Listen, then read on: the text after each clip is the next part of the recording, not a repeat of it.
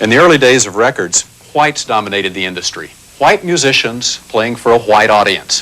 Then the record companies realized the commercial potential of the black community, and they went out looking for stars. In 1923, they signed Sippie Wallace. This was her first recording. Within 3 months, it had sold 100,000 copies.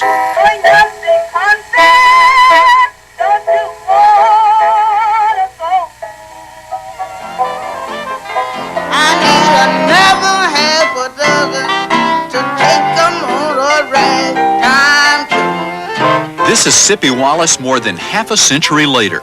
As if frozen in time, still selling out nightclubs with a style of music that has all but disappeared. I left my friends a moaning. I left my man crying. He knew he had... It could be labeled the vaudeville blues or classic blues.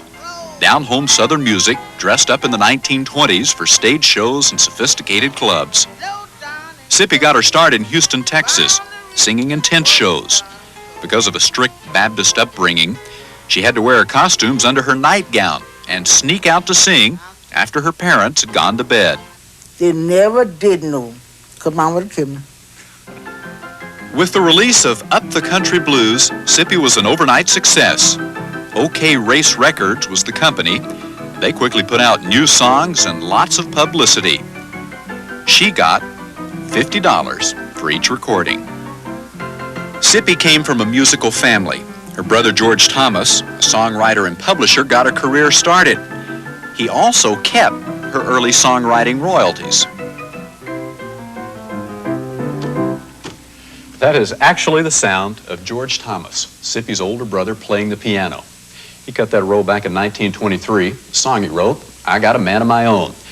George and Sippie's younger brother Herschel and Sippie wrote most of the material that she recorded during her career.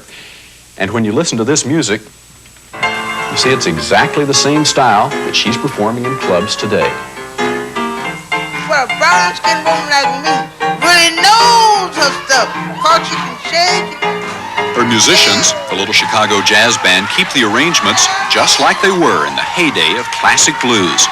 And even though she is 82 years old, Sippie keeps the energy, excitement, and raunchiness the same.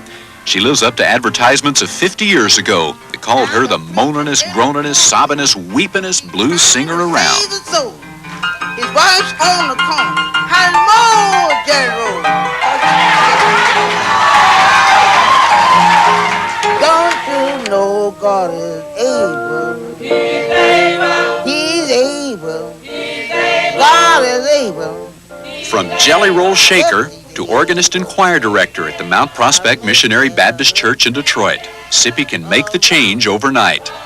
This was the Sunday morning after she had them dancing in the aisles at Alvin's Finest. He'll be your friend when you win this. Blues and gospel each carry tremendous emotions, and Sippie sees no conflict with singing both. No different. No difference? No difference at all. That's words. It's what? Words. The words are the difference? Why you've been saying Jesus, God, you just say Lord. You say you say baby, daddy. The music may be the same, but in 1938, Sippie gave up the blues, and for 27 years sang nothing but gospel lyrics. Jesus, love me. Today, whether it's blues or gospel, Sippie spends a lot of time at home writing her own songs. When's the last time you wrote a song? This morning. This morning? I started out to write. I was just telling him, I just write one today. To ask if you ain't got nobody, kind daddy, please. 82 years old, still writing and still performing. Mighty tight woman, I mean a real tight woman. Sippie Wallace, who recorded with King Oliver and Louis Armstrong and Fats Waller, is helping keep alive a style of music that now exists almost exclusively on old recordings from the 20s and 30s. Watching her perform means sharing in an original American music form with one of its creators, before that sound becomes mere nostalgia.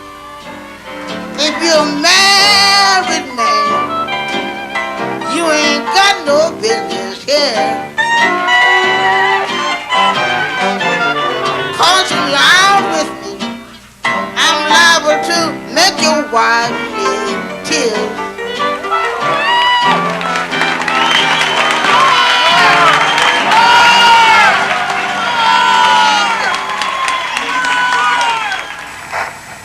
For today, Boyd Matson, NBC News, Detroit.